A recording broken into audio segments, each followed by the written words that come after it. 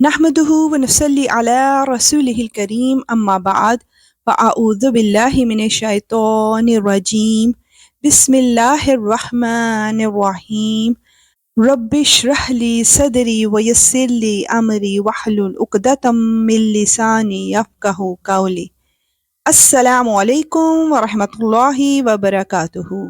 تو آئیے اللہ سبحانہ و تعالیٰ سے بات چیت کا سلسلہ سٹارٹ کرتے ہیں۔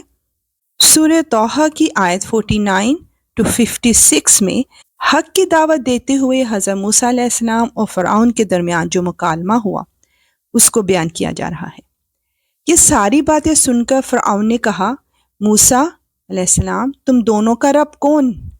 موسیٰ علیہ السلام نے کہا، ہمارا رب وہ ہے جس نے ہر چیز کو وہ بناوٹ عطا کی جو اس کے مناسب تھی، پھر اس کی رہنمائی بھی فرمائی۔ فرعون بولا، اچھا پھر ان قوموں کا کیا معاملہ ہوا جو پہلے گزر چکی ہیں؟ موسیٰ علیہ السلام نے کہا، ان کا علم میرے رب کے پاس ایک کتاب میں محفوظ ہے، میرے رب کو نہ کوئی غلطی لگتی ہے نہ وہ بھولتا ہے۔ یہ وہ ذات ہے جس نے زمین کو تمہارے لیے فرش بنا دیا اور اس میں تمہارے لیے راستے بنائے اور آسمان سے پانی برسایا، پھر ہم نے اس کے ذریعے طرح طرح کے مختلف نباتات نکالے، خود بھی کھاؤ اور اپنے مویشیوں کو بھی چراؤ، یقیناً ان سب باتوں میں عقل والوں کے لیے بڑی نشانیاں ہیں۔ اسی زمین سے ہم نے تمہیں پیدا کیا تھا، اسی میں ہم تمہیں واپس لے جائیں گے اور اسی سے ایک مرتبہ پھر تمہیں نکال لائیں گے۔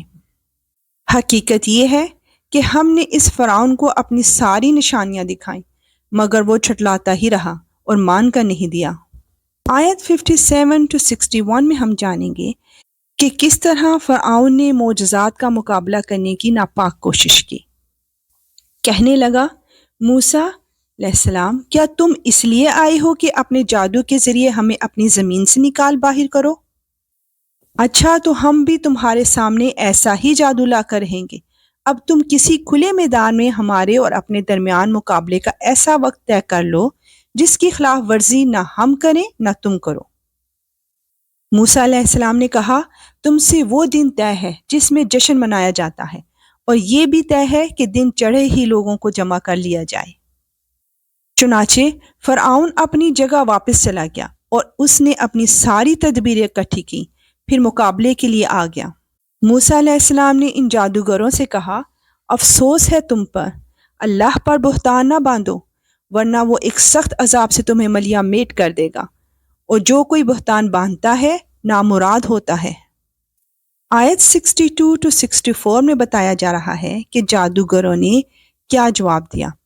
اس پر ان کے درمیان اپنی رائے قائم کرنے میں اختلاف ہو گیا اور وہ چپکے چپکے سرگوشیاں کرنے لگے۔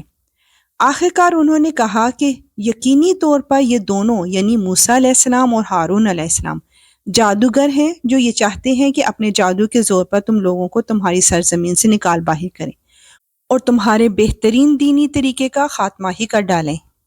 لہٰذا اپنی ساری تدبیریں پختہ کر لو، پھر صف باندھ کر آؤ اور یقین رکھو کہ آج جو غالب آ جائے گا فلاح اسی کو حاصل ہوگی۔ آیت 65 to 70 میں حضرت موسیٰ علیہ السلام کا جادوگروں سے مقابلے کی تصویر کشی بیان کی جا رہی ہے۔ جادوگر بولے، موسیٰ علیہ السلام یا تو تم اپنی لاٹھی پہلے ڈال دو یا پھر ہم ڈالنے میں پہل کریں۔ موسیٰ علیہ السلام نے کہا، نہیں تم ہی ڈالو۔ بس پھر اچانک ان کی ڈالی ہوئی رسیاں اور لاٹھیاں ان کے جادو کے نتیجے میں موسیٰ کو ایسی محسوس ہونے لگیں جیسے دوڑ رہی ہوں۔ اس پر حضرت موسیٰ علیہ السلام کو اپنے دل میں کچھ خوف محسوس ہوا۔ ہم نے کہا، ڈرو نہیں، یقین رکھو تم ہی سربلند رہو گے، اور جو لاٹھی تمہارے دائیں ہاتھ میں ہے اسے زمین پر ڈال دو۔ ان لوگوں نے جو کاریگری کی ہے وہ اس سب کو نگل جائے گی۔ ان کی ساری کاریگری ایک جادوگر کے کرتب کے سوا کچھ نہیں، اور جادوگر چاہے کہیں چلا جائے اس سے فلاح نصیب نہیں ہوتی۔ چنانچہ یہی ہوا اور سارے جادوگر سجدے میں گرا دیے گئے اور کہنے لگے کہ ہم ہارون علیہ السلام اور موسیٰ علیہ السلام کے رب پر ایمان لے آئے۔ اللہ اکبر، سبحان اللہ۔ یا رب العالمین تو ہمیں حق کو حق دکھا اور آسانی سے اس پر چلنے کی توفیق عطا فرما، اور خیر سے باطل کو باطل دکھا اور آسانی سے اس سے بچنے کی توفیق عطا فرما۔ آمین۔ انشاءاللہ ملیں گے نیکسٹ آیات کے ساتھ۔ اب اجازت، وآخر دعوانا ان الحمد للہ رب العالمین۔ سبحانک اللہم وبحمدک، اشہد ان لا الہ الا انت، استغفرک